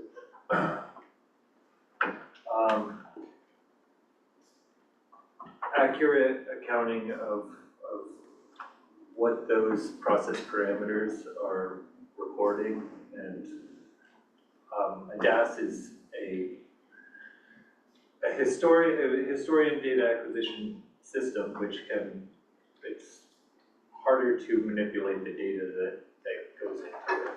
It's not just going to an Excel spreadsheet where anybody can just go in and make substitutions, and if substitutions to the data are made, there's a flag on that data that's recorded. And it also, you usually work with a third-party vendor to design your DAS. They have experts who work with the team to come up with the emission calculations, invent those and make sure that they're correct and the way they need to be. I've had a lot of Excel spreadsheets that I've reviewed with wrong emission calculations in them that usually tend to skew the emissions low. So a DAS would kind of address a lot of those issues that I've seen. And how is the district going to address the data security issue? I'm not well versed. I'm not understanding how you envision this working, Todd. I mean, if we're talking about real-time access, then... Yeah, the way I read it is someone from the district can dial into the DAS from wherever they're at. So, well, you could put the DAS on an API. So there's no reason to open up the rest of your system and provide that access. You could provide an API with an access to the DAS. yeah, I mean, if the issue is incorrect calculation, the district's review calculations, like, oh, these are wrong. It's also a matter of public communication, right? I mean, it's like, what's going into the flare? How much of it's going into the flare? How much of a public health risk is this really? Right? I mean, that's why we have having that mass real-time information would be helpful. Yeah, that's why we have mass specs. Yeah, but, I mean, you already have, my idea of thinking of it is like you have the fence line monitoring data website that's tied into your system somehow, right?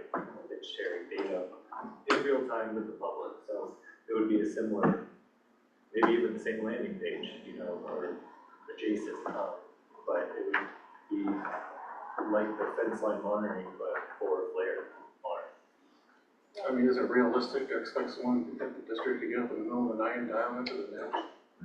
Yeah, I think these I don't are. think so. Dialing in. I don't think so. No, I mean, this is, so what Well, I'm you just hearing. said real time is important, so I'm saying, are you actually gonna do that? Sounds like, no. What I'm hearing is that there is a concern around data security, right?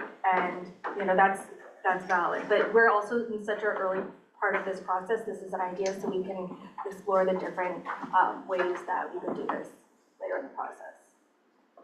I want to go to Chuck, who's been patiently waiting and waved at me a while ago. Hey, you asked a great question, right? And I'm gonna tell you, I'm just a dumb pipe fitter. And it's kind of intimidating. I feel better sitting in a group of senators and assembly members. You asked, what would make you feel comfortable? More when you comfortable. Let's say more introduce- comfortable. Chuck. Well, when you introduce these rules, Sure. right? And so I'm thinking, well, I'm just a dumb pipe fitter, so what would make me feel comfortable? And, because you got politicians, we have politicians in here. We have educated people on both sides of the table. Sometimes I have a hard time just following what you guys are talking about, right? I've done this work in the field, and I'm trying to put pieces of the puzzle together and trying to figure out what the hell are they talking about. And at the end of the day, I'm here as labor, and I'm thinking about thousands of people, men and women, that work at ground zero. And I understand John's point about the citizens in the community that are afraid. And this is an honest emotion about being afraid, because the rules you're going to introduce hopefully will mitigate that. But that's not what I'm here for.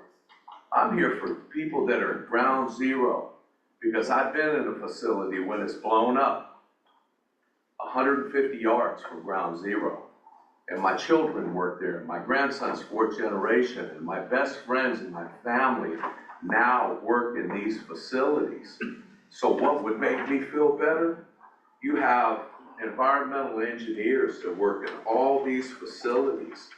So what would make me feel better is, before you introduce these rules, is if you gave these environmental engineers an opportunity to look at them and see if they made these facilities any safer for those hundreds and sometimes thousands of men and women that work in these facilities to go home at night and stay alive.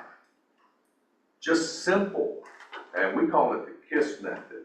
Keep it simple, stupid, right? That's what I understand. 30 years of being in a hard hat and work boots, because that's where I spent and cut my teeth. In every one of these facilities, my first dispatch was at Chevron in August of 1983. I've been a rep for 8 years, right? And so I've lived in these facilities. So the rules you're gonna make, which I don't really understand all of them, are going to affect those men and women that are working in there. And I don't know what everybody at this end of the table does, but I just know that and I didn't even really know that there was such thing as an environmental engineer, right? I know about engineers, I just really never met an environmental engineer, but that they review these things that you're going to implement and go, are these going to make this facility any safer? Okay. And if it's gonna make it safer for the men and women that work out there, then please implement it. I was trying to connect these dots. And I Yeah, go, tell oh, me that's- about your dot connections. Yeah, I and think I'm like, your you know what, perspective this is is very a penalty, and it seems like every one of these are penalties, Okay. Tell me right? more. And I'm like, well, I don't know which one's the best penalty to give them, right? Because I'm not into penalties, I'm into like what's gonna make my men and women, even if they're not in my same craft, go home, you know, at night.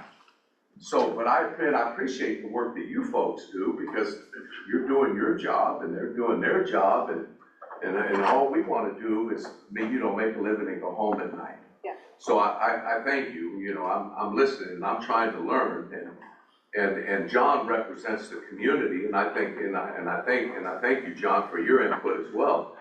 And you know, because I know, you know. I lived it, you know. No, exactly. 25 years. Right, you're out in the community, yeah, and I'm in the facility, we're waving at each other, right? And so everything does matter, so I appreciate this roundtable, so we can all collectively have these voices at this table, so And I would thank say you. the community has similarly a difficult time digesting all of this information as well, but I don't want to discount the perspective you can bring from labor, so I will collect your worksheet and we will look at where you write things. Oh, yeah, no, I'm like, Because your perspective that you have I is don't very even know what helpful. you might as well give me color crayons. Okay, I'll bring them next time. Troy, I wanted to give you the opportunity to either speak to your ranking or the questions that we have on either of the goals and provide your thoughts as well. Thank you, Chuck. First, I want to respond to Chuck. Thanks so much for sharing. That's really important here. I guess what my first thoughts to that. So what's gonna air quality, right? When there's flaring and it could be a significant event with emissions. One of the things that refinery sector rule requirement would do is ensure there's efficient combustion.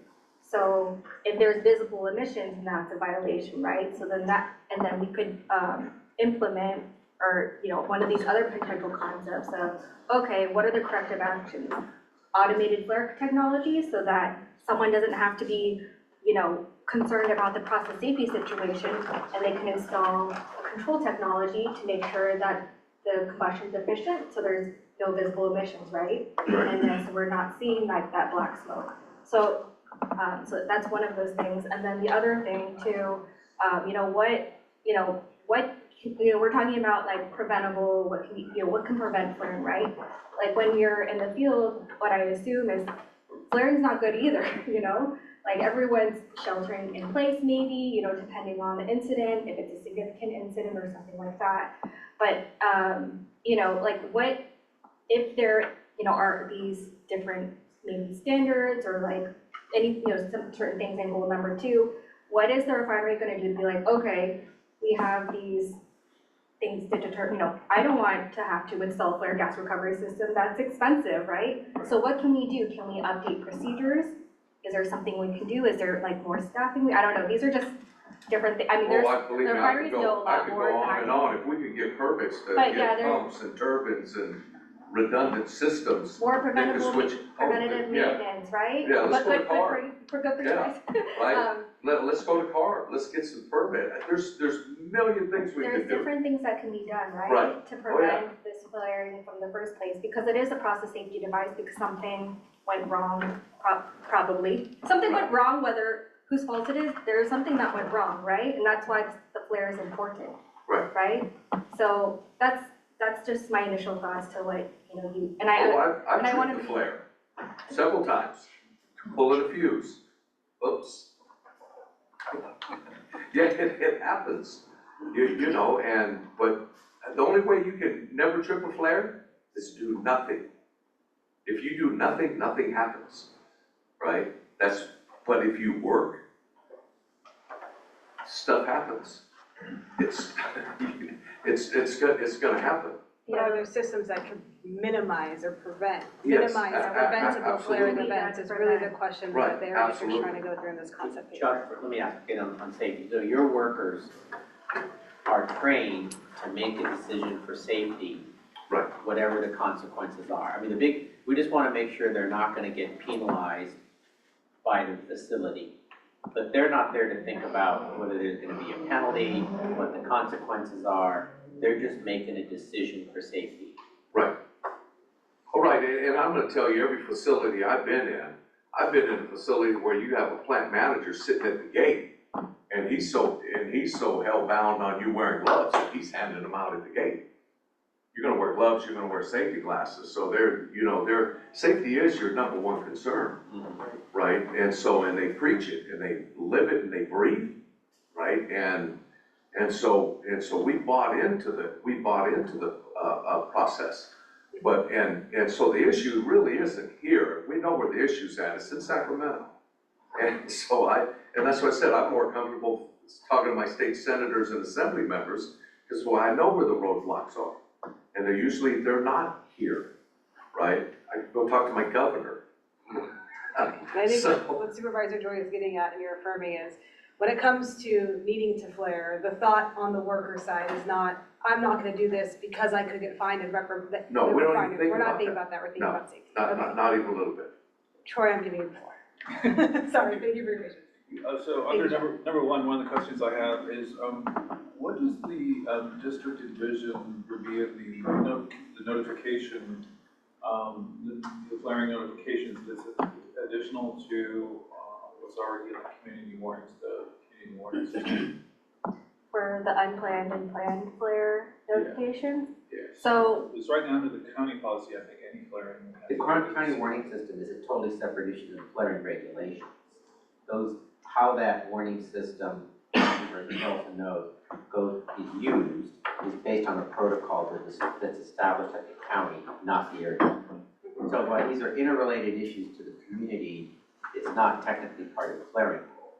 I think it's a subject of discussion about communication and, Can the flaring rule tie into that existing system so that we don't end up with duplication? There's not gonna be any, there won't be any duplication according to that community. Right. I think that's the We're concern. not gonna get one notification in the county. It's gonna have to go through the county. Right, because worst case would be you get two different messages. No. Okay, Yeah, now we're like. it's best to like try and get more information on potential risk and feed that into the notification. yeah, that's why Jeff is here. Yeah, I was gonna We're, say, you know, anything to we're that? going to coordinate, and so from my understanding of the community warning system, it's more reactive. Like if there is flaring, then this notification is, the community warning system notification goes out. So it's after there's, flaring, is one of the examples where that would be, the notification would need to go out, right, for the community warning system. But there would be the potential concept is to have notifications for planned flaring so that people would know in advance of planned flaring and also unplanned flaring within a certain amount of time, which we would need to coordinate with the community warning system about. Is there anything else you want to add? No, just add, really the idea is to avoid that hysteria when, if you do get these multiple conflicting messages or the messages look different, one might be actionable, one might just be a notification, really, so that's something that we'll definitely iron out before anything becomes set in stone. Troy, did you have other questions, comments? Yeah, anything you want to I share? have a couple on the number 3 investigating. So cost benefit analysis is one of the things that is probably standard with rulemaking. I just socioeconomic policy rollout this morning, and that's all kind of connected now, right? So that's something that we would be very interested in. What's the real benefit? What's the real emission reduction, and what are the dollars per ton for the reduction we think is achievable or viable? Okay. And the other thing had to do with the data that was presented goes back 10 years and makes it look like flaring's been kind of level or bumps up and down. But if you go back 20 years to when this rule was adopted, you'll see that there are significant reductions in the first 10 years after the rule was adopted in the early 2000s. And that, in our mind, that data is just as relevant as the last 10 years. I guess I'm curious why the district didn't feel like they should go back to rule adoption for the last 10 years. Yeah, so, definitely since the rules were adopted, there has been an emissions reduction. There's actually a fact sheet that, on our Air District website where we said that emissions reduced by 75% or something of that effect. But, there are still concerns from the community. Like we put together the strategic plan, the Richmond, North Richmond, San Pablo Community Steering Committee put together the community emissions reduction plan, and that was adopted in 2024. And so, they're not writing a plan that's like based on 20 years ago, So we looked at a more representative time period, and we did recognize like there are emissions reductions that you can see, but the past 10 years it's been pretty flat, and this plan was adopted in 2024. Okay. Yeah.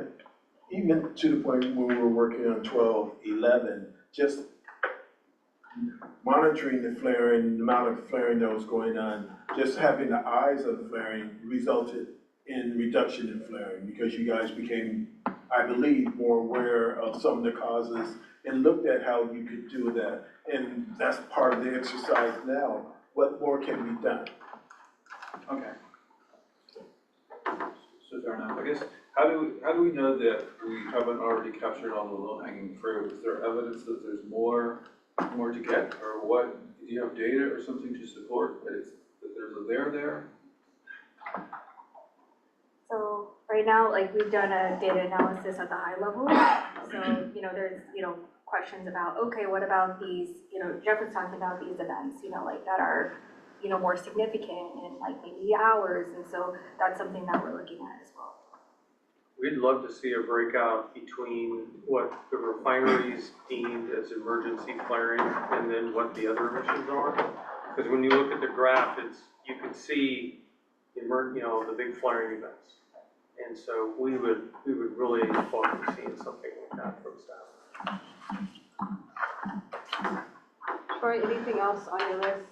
Last comment is like, we have the data out there for our facility. The last 5 years don't represent steady state for our facility because 2020 through 2021, we were shutting down our fossil fuel fed refinery, and that's an atypical operation. Then I think there was a year where we were rerouting to a thermal oxidizer under a consent decree, and then the couple years it took us to start up our renewable fuels project and our equipment.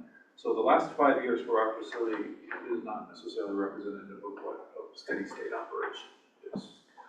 Yeah, I guess like what One-off unique kind of thing. Well, that's helpful. Also, we have the cause reports, which is good. So, I mean, basically, right, if there's flaring should be minimized. So if there is flaring for any reason, that's not, well, typically, depending on the type of flaring, the normal operation, that's not typical like steady state, right?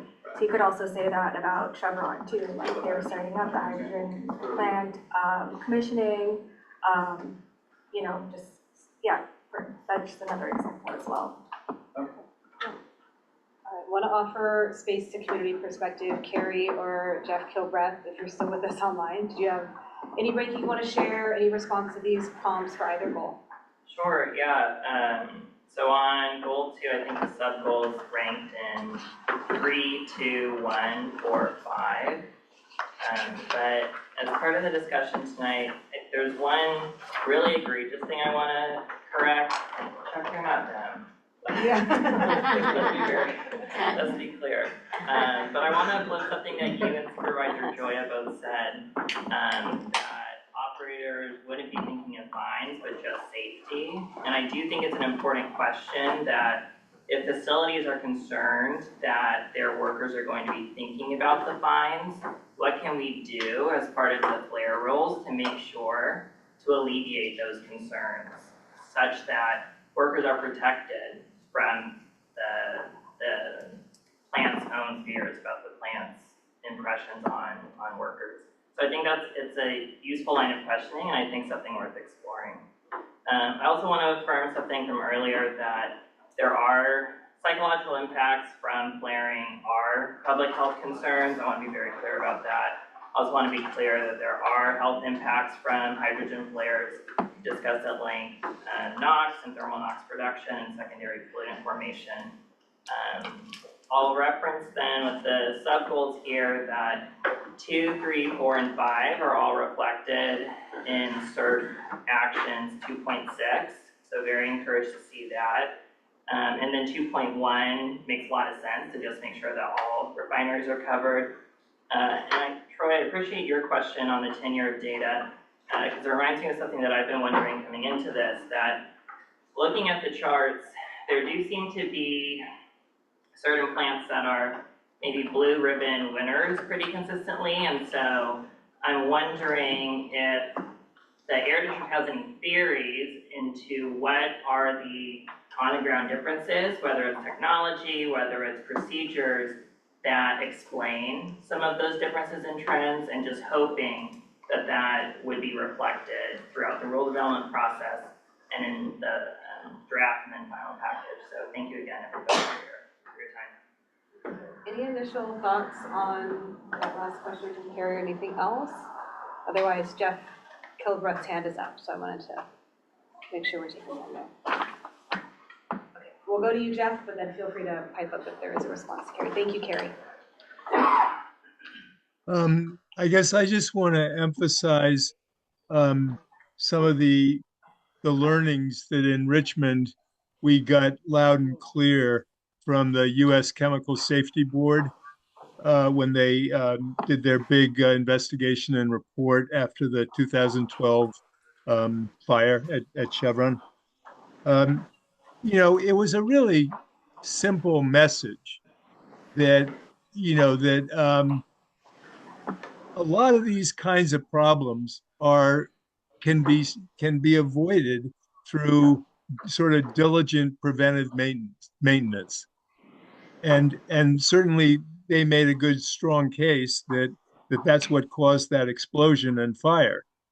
And I just keep wondering, how many of our flaring events um, are actually somewhere deep in the woods.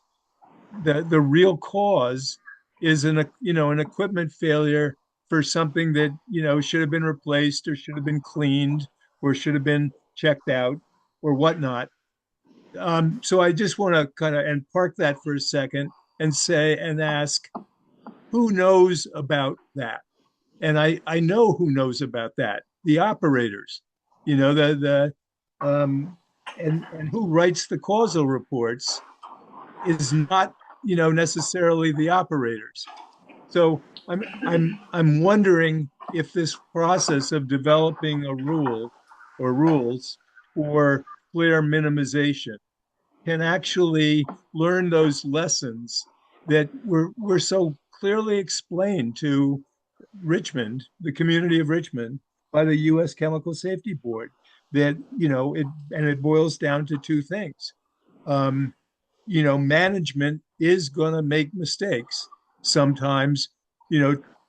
Avoiding, delaying a replacement, delaying anything that would stop production. Whatever. It's just normal business.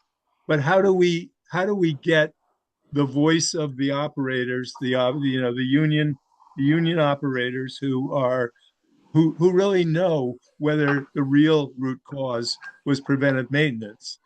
And then secondly, how do we bake that into the rules? And I would ask you, when you design a new causal report or something, who signs off on it?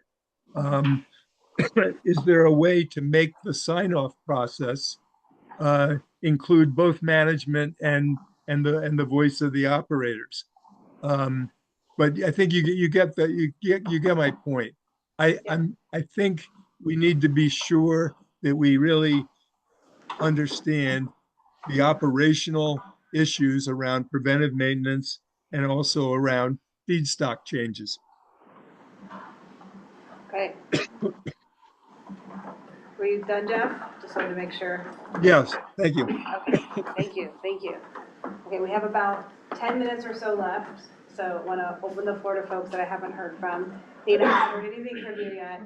What are your some responses, maybe ranking? Where's your head at? I just had a quick comment on 2.2, also just being mindful of time.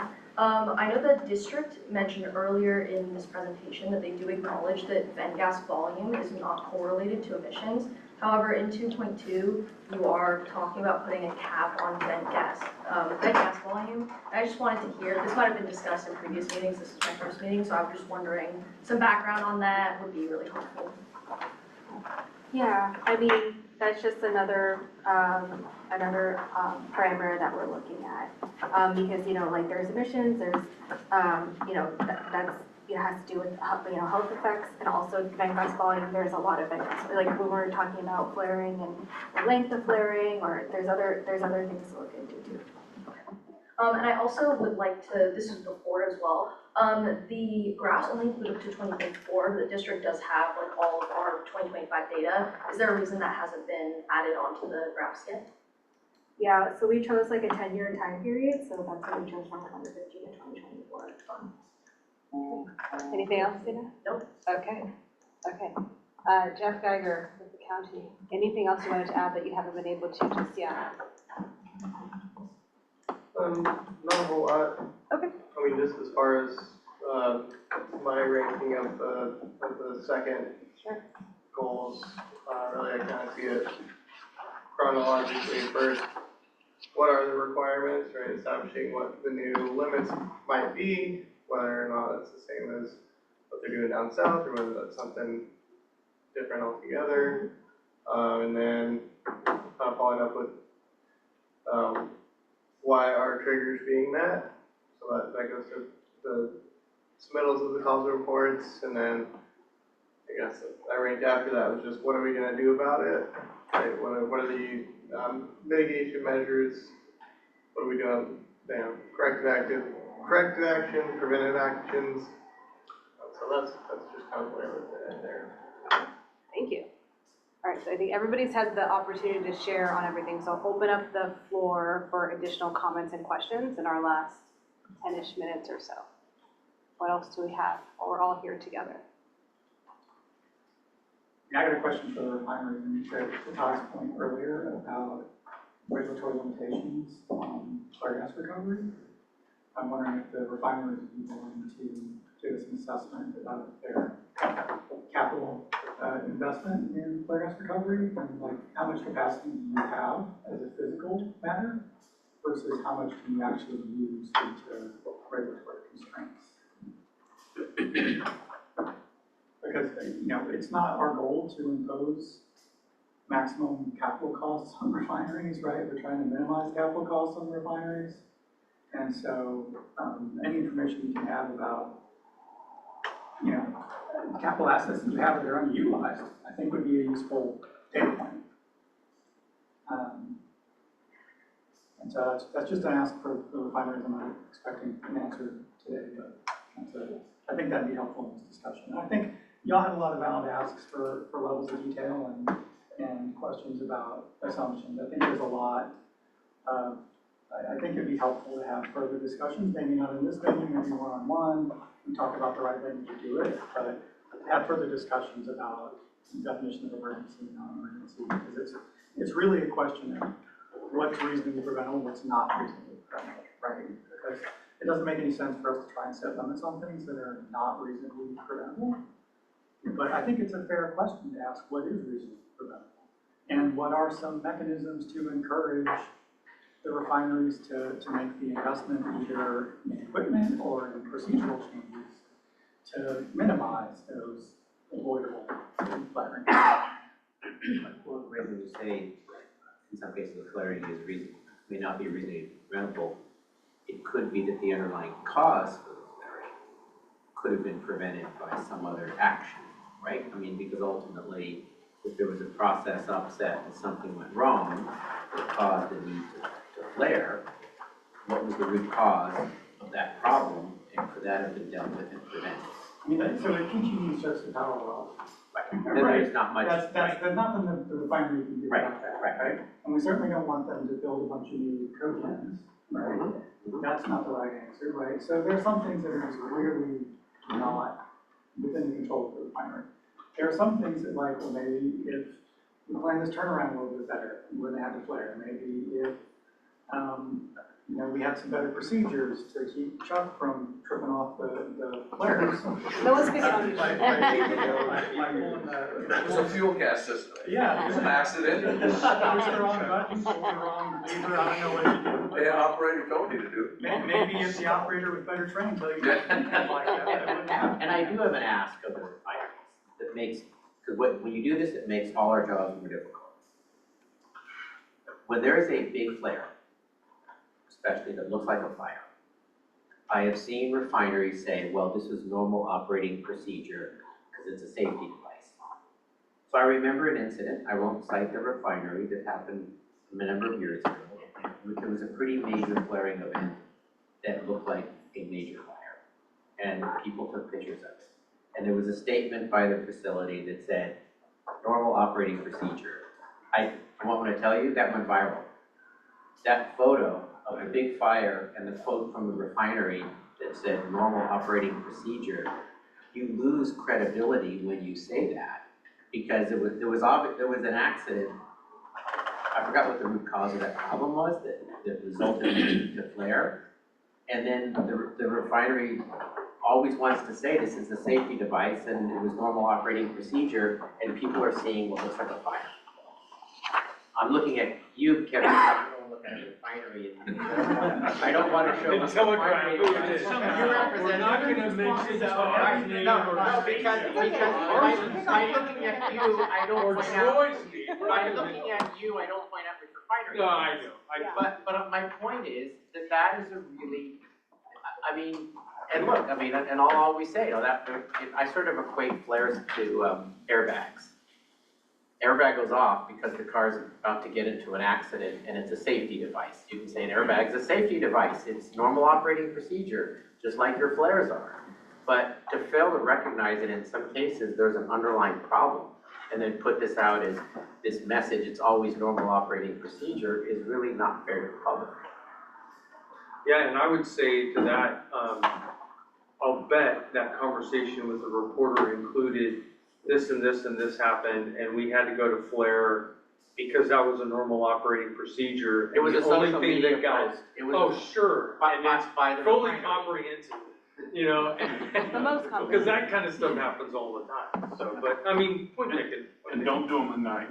Yeah. But I think some While they're clear making- notifications, consistent messaging, we could at least have something to combat something like that and say, this is coming from the county, this is the air district has signed off, the refinery has commented, and on there. Go for it. Real quick, the Tom, next then comment Chris. about turnaround maintenance, and that's something that we've been working on big time. The issue where we need the district's help is getting permits for things like portable TO. So just please, you know, help us help you. There you go. That's why we're here. Carson. We've talked about a lot of things that we're maybe hoping for more detail on, and I don't know, I guess right now at this point, if there's an intention to have another technical working group meeting. But at least on behalf of MRC and I know the folks at the other refineries, I think that we feel that this is the forum to get those details and to discuss those things further. I know that the directive from the Stationary Source Committee was to discuss in technical detail these meetings, and I don't know if we've satisfied that just yet. And so I would like to request another meeting if that's possible, or maybe that was already the intention. Well, we're going to see how tonight went, and consult with the members of the Stationary Source Committee and see what they think. Because we used to do this before. I mean, you were here, Greg. Yeah, should I bring Greg Harris back? Sure, that would be good entertainment. I got Greg's number here, I'll give him a call. Well, he comes in styling with his leather jacket. Yeah. So, but it would be nice to talk about the technical stuff, and we're really not doing that. I think, we can get there at some point. I'm not convinced that necessarily this is the right venue, but we definitely need to have those in-depth technical discussions. I think sometimes it can be more helpful to have one-on-one discussions because you can really drill down into what happened at Chevron, what happened at MRC, what happened at P66. I just thought the Not have previous to ones worry we about had that were actually at Bill Street, we were in that conference room around the corner, and we had kind of everybody there, including the NGOs. And I just thought that talking about the technical concepts of it was really productive. I mean, Greg used to talk a lot about installing more compressors where feasible to reduce flaring. Yeah. And that was an issue that came up a lot. So anyway, something to think about. Yeah, and I'd love to hear community perspective on that too, like how do they want to be involved if the one-on-one discussions are happening as the technical pieces are going? What's the right cadence to keep you all in the loop? You don't have to answer it today, Carrie, but like thinking about that, right? If that is the process, how do we make sure the other perspectives are getting information shared and maybe even disseminated in a way that makes sense or brings you along, Chuck? Because your input's always really good and I think you can discount what you're sharing. But quickly on next steps, so we can get us out of here at 7:30. The Air District is continuing to evaluate these draft concepts. For Rules 1211 and 1212, the input shared here is going to help inform that concept paper. The concept paper will be released for public review and public comment, and hopefully y'all will attend those workshops and continue to participate in that process. Future opportunities will be shared through Air District channels, whether that's another working group, additional discussions, and things of that nature. And we may plan future refinery technical working groups. To answer your question, Carson, we don't have one planned now. I think Greg provided a good answer for that, so we will continue to stay in contact there. But it is 7:30, so we'll wrap things up here. We'll hang back for additional comments. I will collect your worksheets, and Jeff, online, I will also look at the Google Doc. You can send me your notes if you'd like to as well. But thank you all again for being here. I do have one Appreciate your question time for this Greg. evening. Of course, Do you but guys folks have feel free to release. do you have a timing for when you think you're gonna issue the flaring rule concept paper for public input? Do you guys have any thoughts on that? Not yet. I mean, Okay. I think we can go back and have a discussion about whether, I guess the question I would ask you is what concerns would you have? I mean, we've heard through numerous channels that refineries would like to have additional discussions in this forum about the individual concept and the concept paper before the concept paper is released. So, that's, why are you concerned that we need to have those discussions before we release the concept paper, as opposed to releasing the concept paper, kind of broadening this discussion in the workshop format? I mean, my thought was, if we could sit down and, you mentioned that refinery flaring emissions have gone down 70%. I know we would really like to see the numbers that they are just crunched.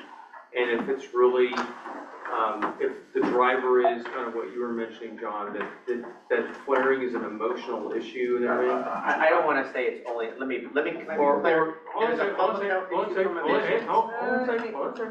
So whatever the issues, I would like to look at the technical stuff too.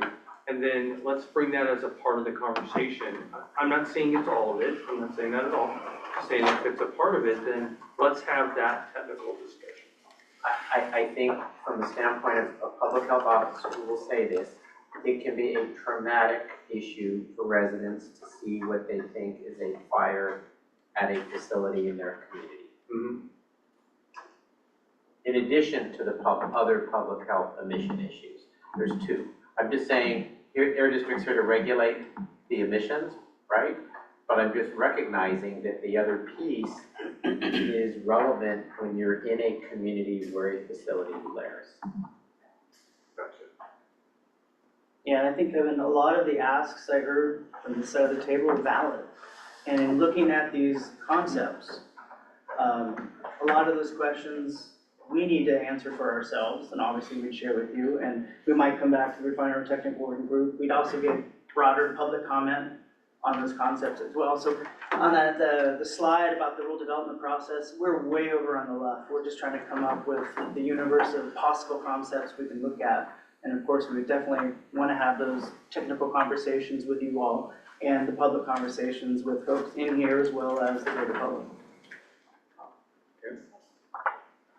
Thank you.